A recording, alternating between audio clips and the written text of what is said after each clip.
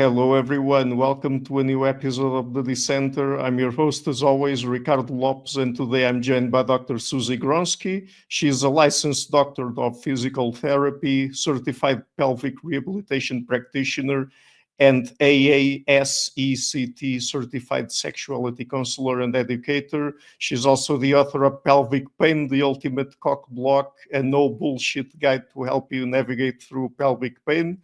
And she also has a YouTube channel. All of that I'm leaving in the description down below. So, Dr. Gronski, welcome to the show. It's a huge pleasure to have you on. Thank you for having me, Ricardo. Okay, so today we're going to go through some topics related to men's sexuality, like erectile dysfunction, premature ejaculation, delayed ejaculation, and we're also going to talk a little bit about pelvic health. So to start off with, let me ask you about erectile dysfunction. So first of all, what counts as erectile dysfunction? How is it diagnosed, basically? Yeah. So erectile dysfunction is the persistent and consistent inability to achieve or maintain an erection. And it also has to be distressing for either the individual experiencing these changes and or for their coupleship or their partner. I stress persistent and consistent because on the occasion of having waxing and waning erections is no pathology, right? So any person with a penis at any point in their lifetime may experience a waxing and waning of an erection, but that doesn't mean that they have erectile dysfunction. Now, there are a few categories of erectile dysfunction. You have vasculogenic, which is predominantly a blood flow issue. Then you have a psychogenic, which is more of the mental, emotional components that can impact sexual function, both of which can be occurring at the same time, right? So it's important to have a medical team that can rule in or rule out the multiple contributing factors to sexual dysfunction. And what causes it, basically? I mean, what are the main factors behind erectile dysfunction? So the biggest items that impact sexual function for men are cardiovascular disease, diabetes, cardiometabolic syndrome, which is, the increase in abdominal visceral fat, sedentary lifestyle, changes within the blood sugar levels, cardiovascular health, et cetera. It's just an umbrella term for, hey, we're going down a path that might not be conducive to optimal erectile function, in addition to other things. But the big two items are cardiovascular disease and diabetes. And in fact, having persistent ongoing reduction of erectile function has been said by the literature to be an indicator of an adverse cardiovascular event within 3 years. So it's really important to get your heart health checked in order to preserve your hard health. Can it be caused simply by aging? Is the simple and normal process of aging, can it also contribute to erectile dysfunction in any way? Right. That's a really good point that you're bringing up. So in my experience, yes, that can be a factor, right? As we age, our body changes. And so do our nerves, our vasculature, the tone of our muscles. Our physical ability may change just depending on what our overall health status. I think I'd like to stress that it's the overall health status that is going to be a greater indicator of sexual function, because you do have individuals who are in their 70s and 80s that have no difficulty with achieving or maintaining an erection. So I don't like to chalk it up to age, right? Oh, it's just I'm just getting older, and it is what it is. Because there are things to optimize sexual function, and it's not just about age, but that can certainly be a factor. Can it be psychogenic? I mean, are there psychological factors that can contribute to erectile dysfunction? Absolutely, 100%. And they're often not separate from when there is a physical issue contributing to sexual dysfunction, because in my experience working with men, when erectile difficulty or variance occurs, all it takes is one time for that to be in the back of their mind, right? Is it going to happen this time? Am I going to be able to have an erection? What is my partner going to think? There's so many pressures placed, I feel, on men or people who have penises to perform, to have a rigid hard erection 100% of the time. And it doesn't matter what contextually is going on in that person's life because their penis is a machine. That is a huge mistake as far as understanding how human beings operate. And the less pressure we can place on men, the better. So yes, psychogenic factors do play a role because the brain is the biggest sex organ when it comes to our sexual function. It can amplify neurochemical processes in the body, and it can also inhibit or dampen neurochemical processes in the body. So if we're nervous, if we're anxious about something, what happens to our body? Our muscles constrict.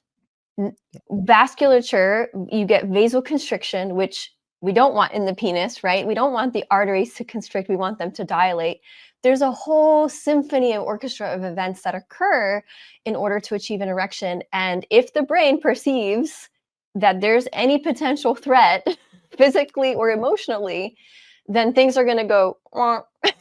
So it's important. It's really important to know the physiology of the erectile process and also the ejaculatory process in order to understand how our bodies operate. But unfortunately, traditional sex education does not, in our social, at least I can only speak to the United States, like that is not something that we are educated on. And sex is such an important part, like pooping, peeing, and sex are vital functions to the human existence, really.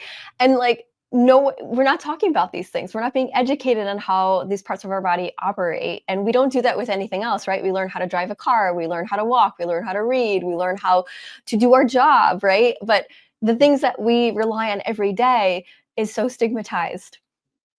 Well, we're doing that here today. So in one of your videos, I heard you talking about erectile worry. So what is the difference between erectile dysfunction and erectile worry, and how can people notice the difference? Yeah, so erectile worry may also be said to as performance anxiety, right? So I tend to say worry because if there is a genuine concern, right? If you're having sexual changes that are really distressing for you or for your partnership, it's normal to have some worry. I'm trying to really to say that is to normalize one's emotional experience around changes with their body. So from one point of view, having erectile worry is a normal thing because something's different and we don't know what's going on, and there may have been a negative experience around changes with their body as far as erectile function. If it becomes persistent, consistent, and really starts to infiltrate their life in a way that they start to avoid sexual activity or sexual intimacy, then that becomes a problem, right? Mhm. Because now we're using behavioral strategies to cope with changes in their body in a way that is maladaptive and or maybe not beneficial for them or their partner, right? And this is a theme that I do hear with working with men is the tendency is to, well, if I can't perform, air quotes here, in this particular way, then I'd rather just not do it at all. And that's really, I know that that is coming from perhaps anxiety and nervousness, but the avoidant behavior only perpetuates the problem. And it also creates a huge wedge in between the relationship. And generally when people want to have sex, they're not having sex just to get a hard-on or to have penis-vagina sex. Really, people are having sex because they want to feel close and connected and desired and loved in that experience and experience mutual shared pleasure. It's really not about how hard the erection is, but unfortunately, again, if we're not talking about what's going on the inside, if we're not having conversations around sex or just letting out those worries, it can really drive a wedge in between your own sexuality, but also with your partner. That's a very interesting point. We're also going to talk about other issues, as I mentioned in the introduction, when it comes to men's sexuality here. But do you think that apart from the important fact that men should, or people with penises should communicate about these issues to their doctors, do you think that they should also talk about them, express them in any way to their partners? Do you think that helps in any way? Absolutely, 100%. Because if we're holding something on the inside and we're nervous about it, our tendency as humans is to think over and over and over about it, feeling very isolated and siloed. We're already in a culture that has messages or portrays these messages that men should be this man up term, or be able to be independent and regulate their emotions and not share emotion because that is a sign of weakness or vulnerability. That is, again, an unfortunate type of messaging because it really just creates isolation, loneliness, and feeling siloed with very common experiences that all men at some point in their life will experience. And that's where more fear and anxiety will stem from, because we're, if I let's say hit my thumb on my car door, or hit my elbow somewhere and my funny bone starts to make it feel. We know that. Why? Because we know other people experience it. I can talk to my friend. I can say, hey, my elbow hurts, or I've got this thing going on, and they're sharing their experiences. And then that kind of normalizes, and our brain kind of calms down because they're like, oh, I'm not alone. Oh, this is normal, or this is common. Oh, there's help for that. For sexual dysfunction, for sexual pain, for anything pooping, peeing, and sex for men, where's the conversation?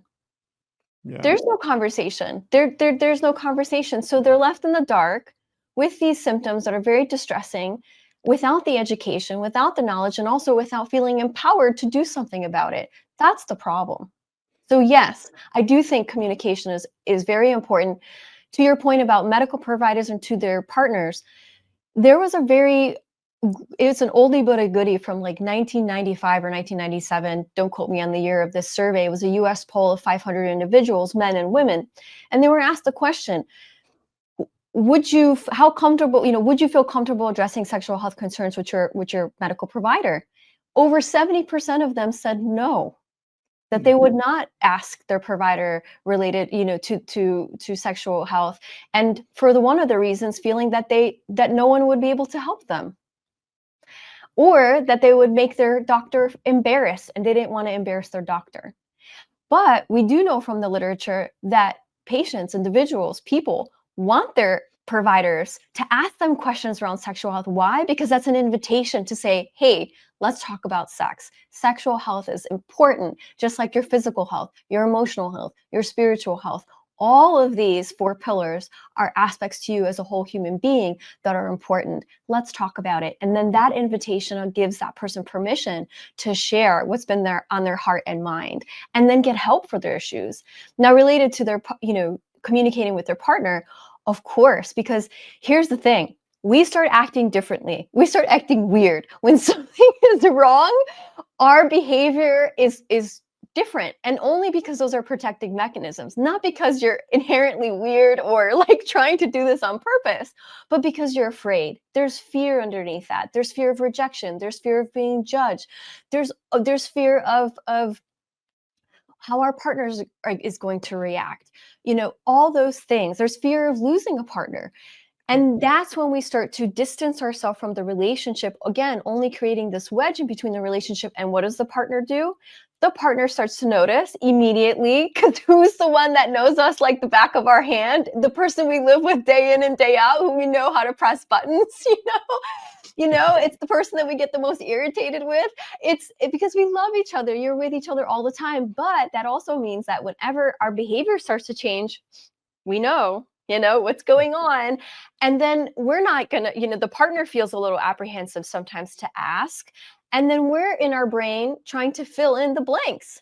What does our brain do? Make terrible assumptions about what's going on. And then here you go. We've got more separation, more tension, more resentment, more distance. So as the number one skill to have with any sexual dysfunction is to embrace practicing communication skills, no matter how difficult it is, no matter how vulnerable and scary it is. Of course, the first time when you try something new, you're going to fumble through it. It's not going to be perfect. It's just share what's been on your heart.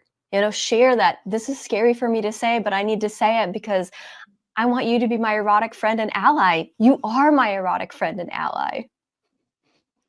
Great. So let me ask you now about premature ejaculation. So first of all, what counts as such? What is premature ejaculation? What is, let's say, the normal duration of intercourse? Yes. So the normal duration of intercourse is approximately 5 to 7 minutes. Okay. That's the average. And when I say intercourse, it's the research is around vaginal intercourse. So intravaginal time to ejaculation, approximately 5 to 7 minutes. Now, do you have a wide spectrum of time? Of course you do. Of course you do. Those are not hard and fast time markers or timestamps to hold firmly around. Now, with early ejaculation, also known as premature ejaculation, according to literature, it's less than 1 to 2 minutes with, again, vaginal penetration. Okay. That doesn't mean, though, that this isn't distressing for someone who feels like their body just does body things and they don't feel like they have a say-so in that conversation. So that could be outside of vaginal or anal intercourse. That could be with masturbation. That could be with any type of touch. It doesn't have to be with intercourse. Whenever the person feels distressed, worried, again, same thing with erectile dysfunction, if it's persistent, consistent, and distressing for the person and or their partner, then it becomes an issue. But here's the thing, again, there are different level gradients of arousal. And that is going to fluctuate based on context, how horny you are. When was the last time you had sex? What's the visual, all the sensory cues, visual, smell, auditory? You know, is this a new partner? Is this a partner you've been with for a while? Has this been going on all your life? And that would be more of a not acquired premature ejaculation, but a lifelong premature ejaculation, right? So it just depends, but I say again, it's multifactorial, the contributing factors to ejaculatory function. But what are the main causes? I mean, either for, I would imagine that perhaps there are different causes for lifelong premature ejaculation and the other kind of premature ejaculation you mentioned there, but what are the main causes really? Yeah, this is a good one because we really don't have conclusive evidence around what might be the causes. There are some potential theories around like hormones. There's also theories around medication withdrawal, like especially if you're coming off of like opioid medications or recreational drugs. There's also talk around just inherent sensitivity. So having your own genetics and neural wiring that just makes this area a little bit more sensitive for physically in that area and also in our brains. There's also some literature around having diabetes that can also contribute to premature ejaculation. And also some literature around pelvic floor function and pelvic floor tension. So I'll have a visual aid, if I may. This is more of my wheelhouse here. Just to orient the audience. So when we're talking about the pelvic floor, it's everything in between your butt bones. And you have a few layers of muscles here. You have superficial layers that look like a triangle that are wrapped around the penis. You have the external anal sphincter, and then you have the deep pelvic floor muscles that essentially live in the bottom of the bowl and support all the organs, your bladder, your prostate, and your rectum. And they're like a sling-like a hammock arrangement on the inside. For the purposes of ejaculation function, these muscles are important players. Ischiocavernosus, bulbospongiosus, and transverse perineal muscles and their nerves, they attach to and support the bulb of the penis, But their function is to contract and relax during ejaculation. Their function is also to assist in erection. So erectile dysfunction or sexual dysfunction and or ejaculation issues, we're interested about what's going on here and what the function is and the muscle nerve communication here, because that plays a role as far as messages going to the spinal cord in your brain. Now, if someone has like unknown or involuntary habitual tension, in this area, or maybe they're having weakness in this area, that's where a pelvic floor physical therapist comes in, because we're assessing the actual muscle nerve communication and function in relation to ejaculation and erection. So we will work on coordination and communication. So in pelvic floor therapy, what we are most focused on working on is pelvic floor coordination and muscle nerve communication. We also tie that to, if the therapist has sexuality counseling or education as a background like myself, then I couple that with specific training related to arousal. So allowing them to do lower back and pelvic movements that perhaps mimic movements that they might be in during sexual activity, and also talking about masturbation techniques. So this could be part of acquired or lifelong habits around how you're stimulating your penis.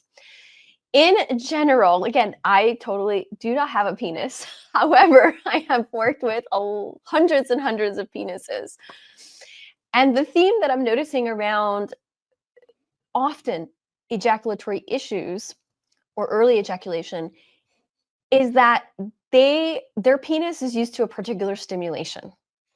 With their hand, fast, hard, quick, really to just get it done. Right? There isn't this like ritual around like taking it slow, touching their body, allowing themselves to feel their arousal gradients. Generally when men are exploring their bodies, or think about growing up, you're doing it in secret, you're trying to hurry up, maybe you're in the bathroom, you got a house full of family, you're like, I don't have time, I don't want to get caught, there's all these things. And so how the penis gets stimulated is how the penis then learns to respond with ejaculation. And that can be the issue as well, or having a firmer grip, or et cetera, et cetera. So part of the process of learning a different way, or learning to enhance or expand your sexual pleasure, is to really slow down, to talk about what you've been doing, and maybe do things a little differently. And that includes like using lubricant maybe during masturbation. I know I'm probably stepping ahead to like techniques and things, but this is all part of the process of helping the body adapt to stimulation in varying ways that are going to allow you to enhance your sexual pleasure rather than, curtail your sexual pleasure. But on top of that, psychologically, just like with erectile dysfunction, if you're nervous about it, if you're worried about it, if you're trying really hard, like squeezing all of your muscles, remember I just talked about these muscles. If you're tense here, that's only going to contribute to, what do these muscles do when they ejaculate? Squeeze, let go, squeeze, let go. We're tense. That can trigger the ejaculatory reflex, because you're trying so hard to not come, to not ejaculate, that it's actually making it worse. So what we tried to do is create relaxation, work with breathing techniques, slowing down. I'm not a fan of, sometimes you'll hear like the squeeze technique for ejaculatory or premature ejaculation, where you squeeze the glands to stop from ejaculation because it's reflex and it tells the spinal cord no and what have you. But again, that disrupts erotic flow. It's perpetuating the message that something's wrong with you. Or the technique around start and stop, right? I know the intention is well, right? It's stop, pause, but really it should be just shift, right? It's all about awareness. Notice where your arousal gradients are in the moment and just shift a little bit. Shift a little bit to dial it back down. But if you abruptly start, stop, it's again too mechanical, you're in your head, it further perpetuates this thing about there's something wrong with me. And that's not what we want to continue as far as helping someone with their sexual dysfunction and distress. And that also includes having conversations with their partner or partners around where the distress is coming from. How else can you enhance your sexual experience without feeling disappointed or blaming your partner or what have you? Yeah. Right. So, I mean, about the pelvic floor, we will probably have time to go back to that and talk also about pelvic pain a little bit. But we've talked about premature ejaculation. What about delayed ejaculation? What is it and what causes it? Yes, again, very interesting. Delayed ejaculation is the inability, again, persistent and consistent inability to ejaculate or orgasm. Now, orgasm and ejaculation are not the same thing. Ejaculation is a reflex driven by spinal cord reflexes, the sympathetic nervous system. So for erectile dysfunction, it's in order to get an erection, we have to be in that state of feeling relaxed and calm. With ejaculation, it flips the switch to the default of adrenaline, fast, hard, heart rate increases, that fight, flight, or fawn mechanism, to put it simply.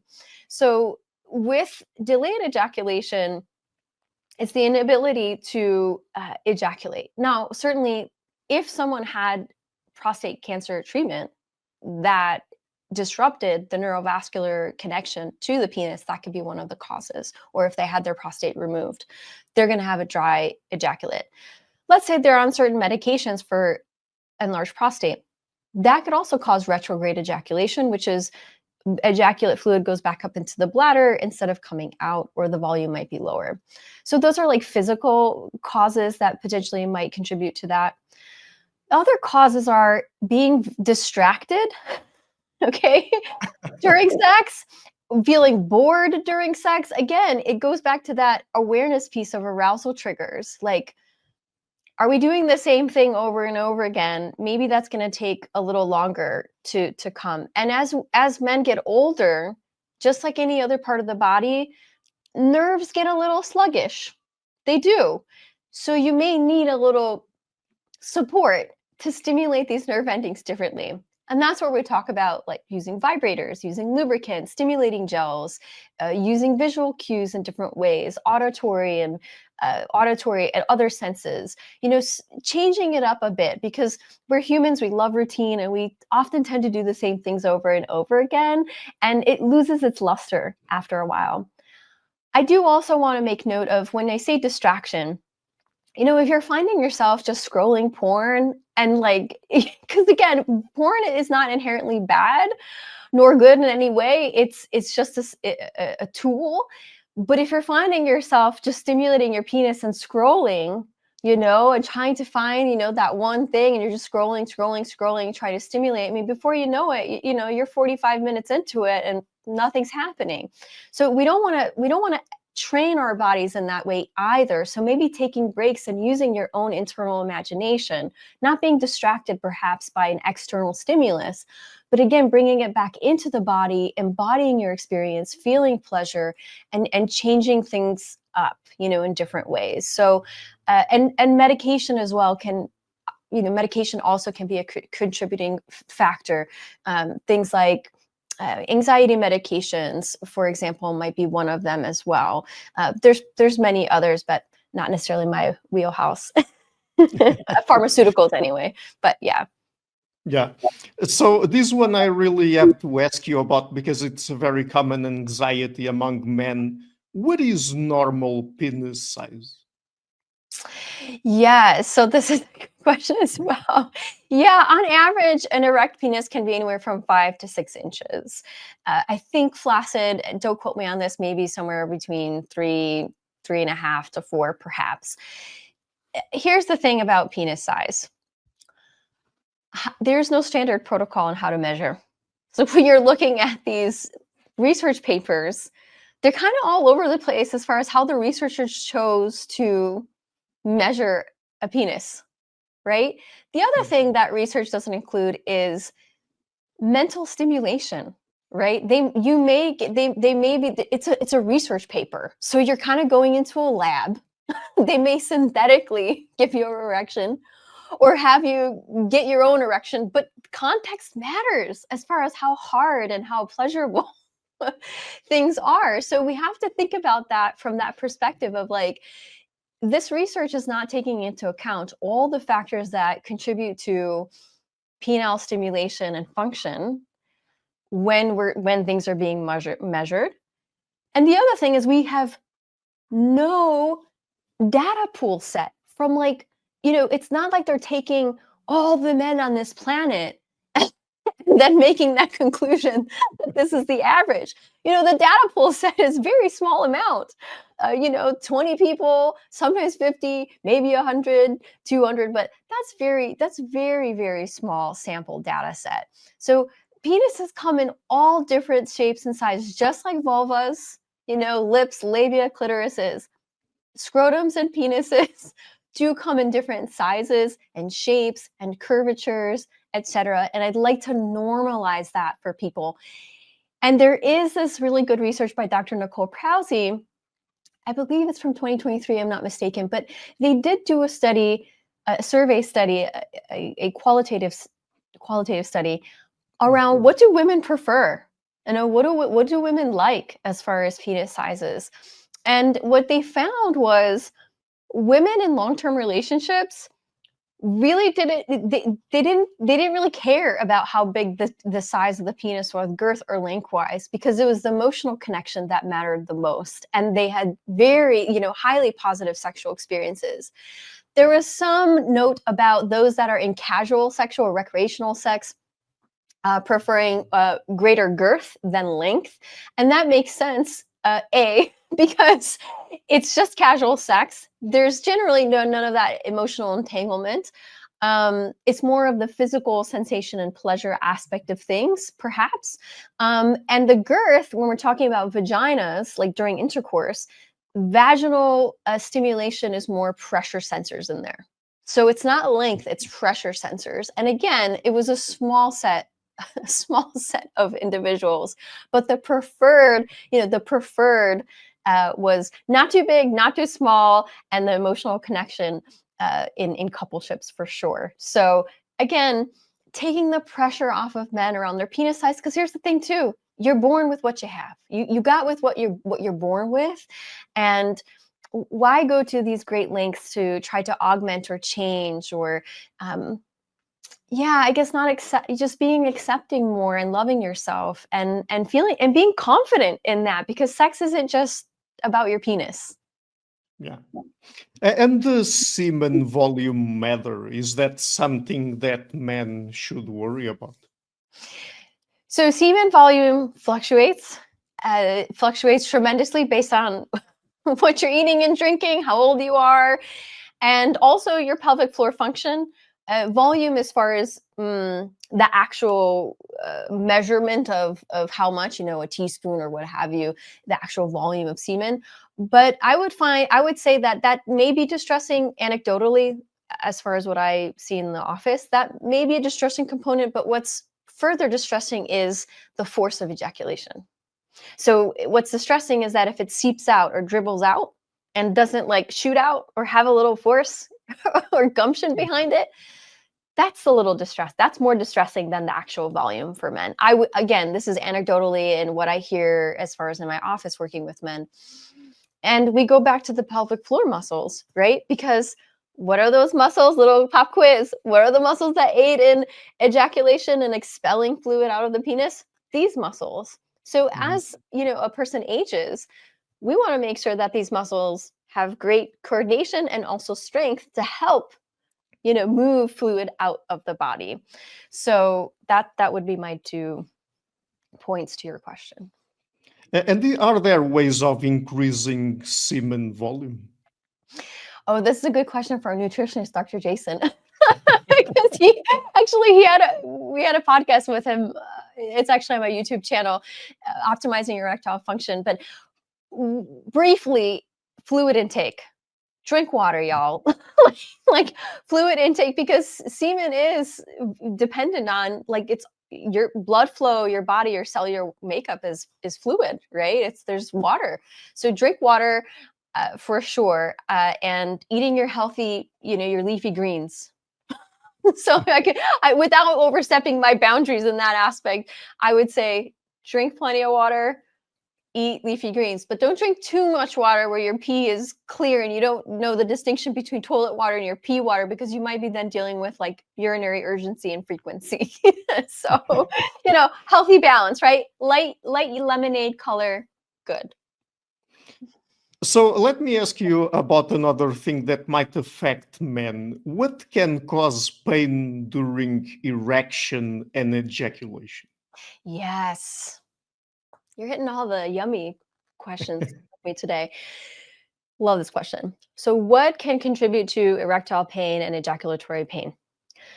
Remember these muscles, remember these nerves. Couple of neuroanatomy points here. You have the pudendal nerve is a nerve that comes from several sacral spinal roots, S2, 3, and 4. So this is the end of the spine. I like to think about it as S2, 3, and 4 keeps your poop and pee off the floor. Why? These nerves are what supply and innervate function to these muscles, organs, and genitals. So there's a branch of this nerve, well, several branches on either side. So this model doesn't include, the yellow are the nerves, but the model doesn't include all of them. Think of this as a spider web here, because there's so many connections. This nerve will give off perineal nerves and the dorsal nerve of the penis, which I'm going to show you right here. It's on either side, and this nerve branches into several different mini branches to give off, to supply the whole shaft, the urethra, which is the tube that empties the bladder, and to the head and the glands of the penis.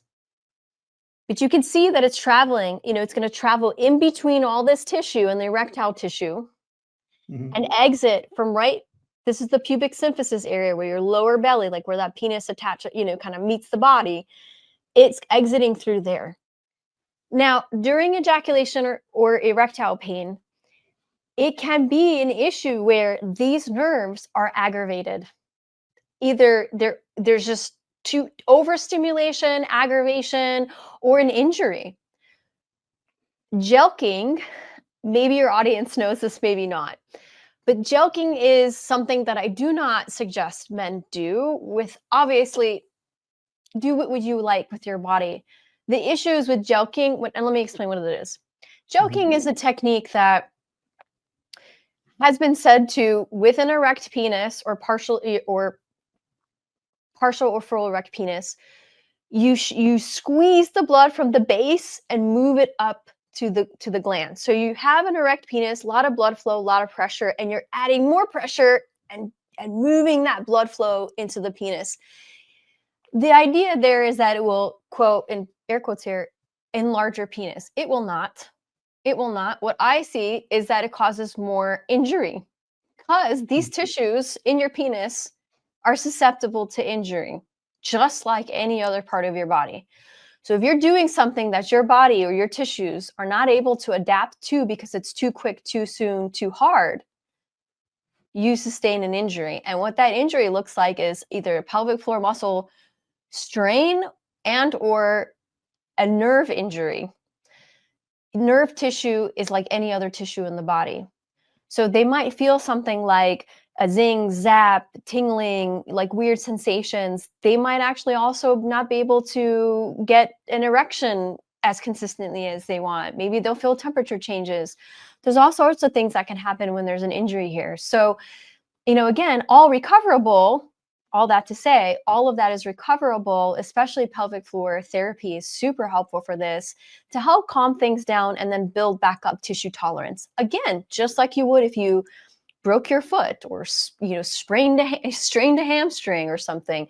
We have to address the tissue tolerance, and we have to also address function and so forth and so on. But it's educating people on what's going on here that helps to calm that down. So that's what I see in my office often, is either a muscle issue, muscle and or nerve issue. It's never separate. because nerves communicate with muscles and tell them what to do. And I'll also say the brain comes into here too, right? Because all these nerves, all they do is just send messages up to the spinal cord and then to your brain, and then your brain makes sense of that information. Like touch around this area isn't interpreted by these nerves here.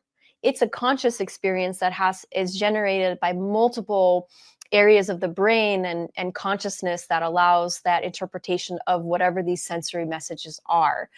But I'll tell you what, as soon as something feels weird down here and new and different, this area is like, your brain is like, whoa, like a Velcro, like what's going on here? Is this good? Am I protected? Da, da. And then again, the psychological components can actually amplify pain sensitivity in this area and contribute to a vicious cycle. So we do want to address in erectile pain and ejaculatory pain, both the physical aspects, the tissue aspects,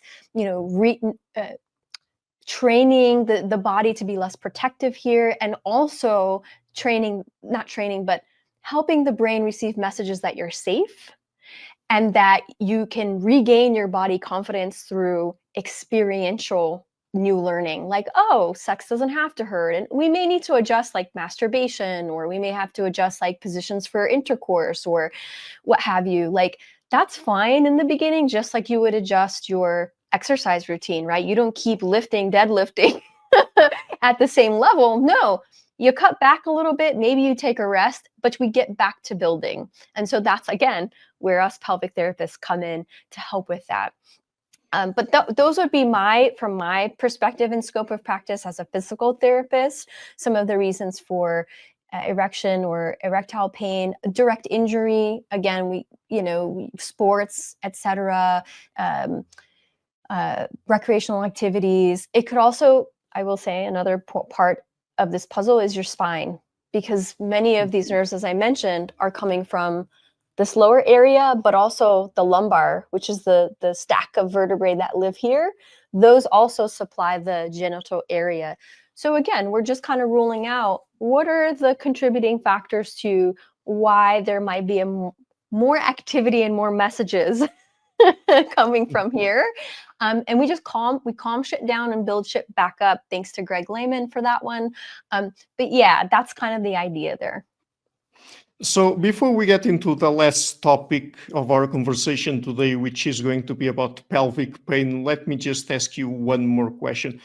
Can the digestive system also influence sexual performance? And if so, how? Oh, wow. Again, such a great, you're going to have to invite Dr. Jason Stevens on here, who is a doctor of nutrition, because he will be able to answer that a lot better than I can. What I will say is a broad answer here. Yes, 100%, because of the visceral somatic crosstalk or conversations that can occur, right? So here's the bowl of the pelvis. You've got your urogenital organs in here. Let me just open this up real quick for the audience. Don't try this at home. We're bladder, prostate, and rectum. The rectum, part of the digestive system, right? So these muscles here are supporting function, adaptation, pressure demands, etc. These muscles aid in letting poo and pee out when you want it to, and keeping poo and pee in when you want to. If that's not happening, there's a problem, right? It may, again, this whole thing about, oh, I'm aging and incontinence or fecal incontinence, like bowel incontinence. Oh, that's probably normal. No, not normal. Maybe common, but not normal. So anything that's going to disrupt the balance in this area is potentially going to create a little bit of trouble. Now, the rectum is connected to the whole bowel system that sits in your belly, your small intestine, etc. But yes, like having irritable bowel disease, irritable bowel syndrome, Crohn's disease, things like that, all the nerves that communicate with your guts also have conversations with your pelvic floor and vice versa. So there is definitely a correlation, not a causation, right? Not one-to-one direct causation, but we do know from the literature that there is a correlation between your digestive system and pelvic floor function. In addition to, your gut has a huge influence on your immune system, like your gut microbiome, the bacteria in your gut, etc. all of that is going to contribute to the balance of the ecosystem here. Right. So let's talk then about pelvic pain. First of all, what is pelvic pain? What causes it? Yeah, so pelvic pain is it's pain in the pelvic region. It's pelvic region meaning abdominal, genitals, or anywhere in between your butt bones or the sacral area that is persisting or lasting longer than 3 to 6 months without a known cause or pathology. So what does that mean? No infection, no cancer, no other medical diagnostics are able to have a reasonable explanation for why you're having pain down here. Okay. Once that's all ruled out, and this again is persistent, then we're dealing with chronic pelvic pain syndrome. That is an umbrella term for any type of pain that you actually might experience down here, to be honest with you. Erectile pain that we talked about, ejaculatory pain that we talked about, tailbone pain, butt pain, pain with intercourse, pain with bowel movements, rectally or vaginally, pain, scrotal pain is falling under that as well. Lower abdominal pain, feeling fullness in the pelvic area. All of that can fall under chronic pelvic pain syndrome. Also prostate pain. So prostate pain, which has its own term, it's called provoked prostate pain syndrome.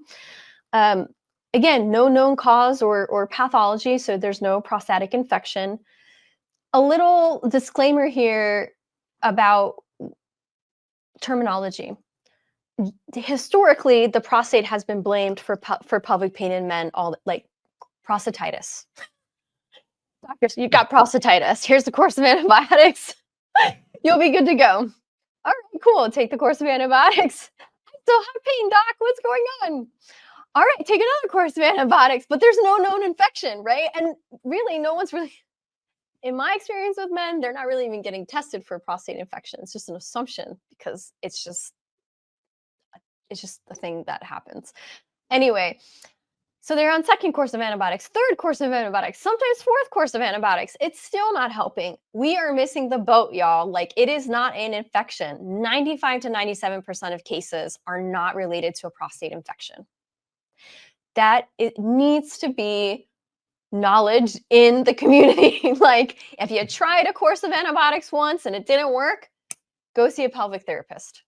That's where we should go, right? Because the longer that this persists, the better that these pain systems get at protecting you. It's like learning to ride a bike or driving a car. The more you do it on repeat, the easier it gets for you to do it, and you could just do it without thinking, right? It's very important to educate, retrain, equip the person, help them feel empowered to do something about it, rather than going down the rabbit hole of unnecessary medical tests and exams, which are often very invasive and uncomfortable. So it's not prostatitis, but you can have prostate pain. So that's why I mentioned that, because you can have prostate pain without an infection. And again, we address that with pelvic therapy. All these muscles are connected here, and even doing some prostate manual therapy, right? This prostate gland has several hundreds little tubules, lots of little pockets where fluid is there. And sometimes, again, maybe it was an injury, maybe it was just benign.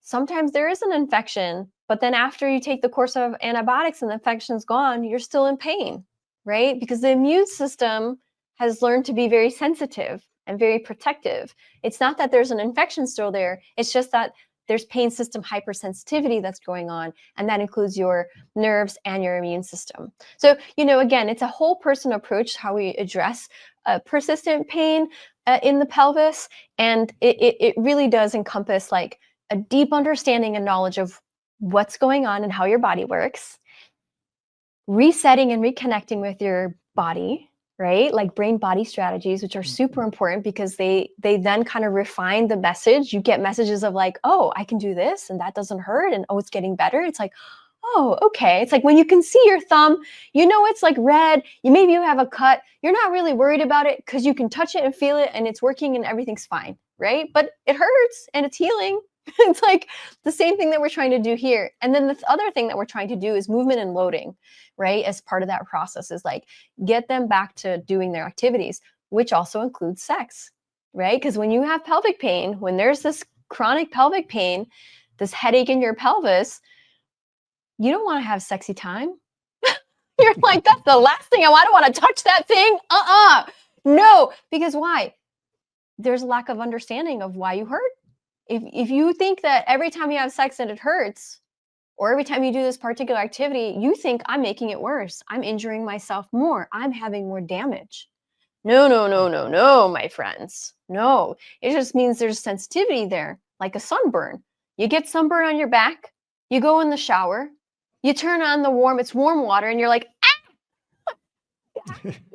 You don't think your back is burning more, do you? No, no, it's sensitive. But it's not like the sunburn is getting worse. You're not causing more damage or harm with warm water on your back. That's what we're dealing with here. And it's a whole process of reintegrating, reconnecting, loading and moving and getting that person back to function. And the goals are related to pooping, peeing, sex, and whatever else activity, work, and otherwise that we want to get back to. So in terms of the sexual consequences of pelvic pain, it has to do with the fact that people who have it just avoid having sex because it causes pain. Is that it? Yes, yes, right. Because if something hurts wherever in your body, right, what do? You're a little apprehensive to do that thing that makes it hurt, right? You're like, unless you're into that. Now that can be kinky for someone, and there is pain play. Like people literally love like having a little bit of that noxious stimulus, like that painful experience, but that's wanted. That's a difference. This is like an invasion of your privacy. Like you're like, what is going on here?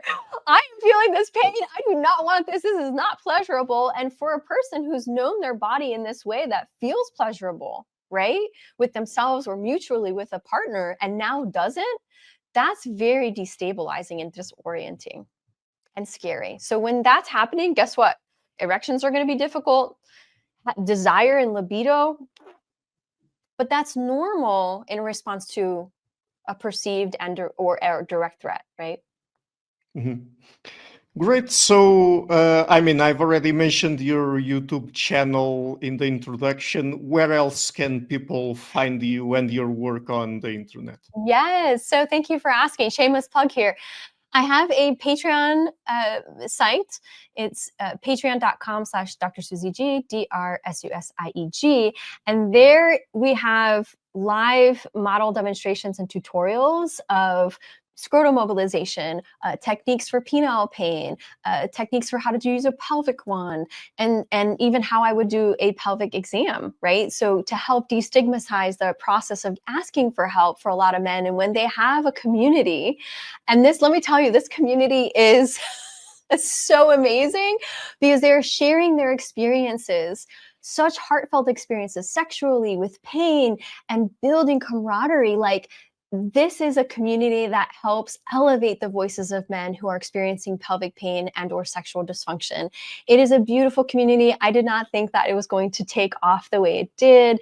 And so I am just so honored to hold this space for people and get to know people in this way. So yes, Patreon, Dr. Susie G. Great. So thank you so much again for taking the time to come on the show. It's been a very fun and also very informative conversation. You're very welcome, Ricardo. Thanks for having me. Hi guys, thank you for watching this interview until the end. If you liked it, please share it, leave a like and hit the subscription button. This show is brought to you by Enlights, learning and development done differently. Check their website at enlights.com, and also please consider supporting the show on Patreon or PayPal. I would also like to give a huge thank you to my main patrons and PayPal supporters: Perergo, LARSEN, Jerry Muller, Frederick Sundo, Bernardo SEIXAS, Olaf, Alex, Adam, KESSEL, Matthew, WHITINGBIRD, ARNAUD, WOLFF, Tim, HOLLOSY, HENRIK, AHLENIUS, John Connors, FILIP, CONNOLLY, Dan, Demetri, Robert, WINDHAGER, INACIO, ZOOP, Mark, NEVES, COLIN, HOLBROOK, KAVANAGH, Michael Stormir, Samuel André, Francis Ford, Tiago Nunes, Fergal Cossen, Hal Herzog, Nuno Machado, Jonathan Labyrinth, João Linhares, Stantantia, Samuel Correia, Eric Hines, Mark Smith, João Eira, Tom Hummel, Sardas France, David Sloan Wilson, Yacila DEZA-ARAUJO, Romain Roach, Diego Londonho Correia, Yannick Punter, Adana Rusmani, Charlotte Bliss, Nicole Barbaro, Adam Hunt, Pavlo Stasevski, Nelek Bach, Guy Madison, Gary G. Allman, Sam Afzal, Adrian Yeager, Paul Tolentino, João Barbosa, Julian Price, Edward Hall, Edin Bronner, Douglas Fry, Franca Bortolotti, Gabriel Ponce Cortez, Ursula Litsky, Scott, Zachary Fish, Tim Duffy, Sonny Smith, John Wiseman, Daniel Friedman, William Buckner, Paul George Arnaud, Luke Lowacki, Georgios Theophanos, Chris Williamson, Peter Wolozin, David Williams, Diogo Costa, Anton Erickson, Charles Murray, Alex Shaw, Maury Martinez, Coralie Chevalier, Bangalore Atheists, Larry Dealey Jr., Old Erringbone, Sterry, Michael Bailey, Dan Sperber, Robert Grassi, Zigor N, Jeff McMahon, Jake Zool, Barnabas Radix, Mark Campbell, Thomas Dovner, Luke Nissen, Chris Story, Kimberly Johnson, Benjamin Galbert, Jessica Nowicki, Linda Brandon, Nicholas Carlson, Ismael Benzliman, George Coriatis, Valentin Steinman, Per Crowley, Kate Van Goller, Alexander Hubbard, Liam Dunaway, BR, Masood Ali Mohammadi, Perpendicular, Jonas Hertner, Ursula Goodenough, Gregory Hastings, David Pinsoff, Sean Nelson, Mike Lavigne, and Dios Necht. A special thanks to my producers, Izar Webb, Jim Frank, Lucas Stafiniak, Tom Vanagdam, Bernard Ignik, Curtis Dixon, Benedict Mueller, Thomas Trumbull, Catherine and Patrick Tobin, John Carlo Montenegro, Alnick Ortiz, and Nick Golden, and to my executive producers, Matthew Lavender, Sergio Quadriano, Bogdan Kanivets, and Rosie. Thank you for all.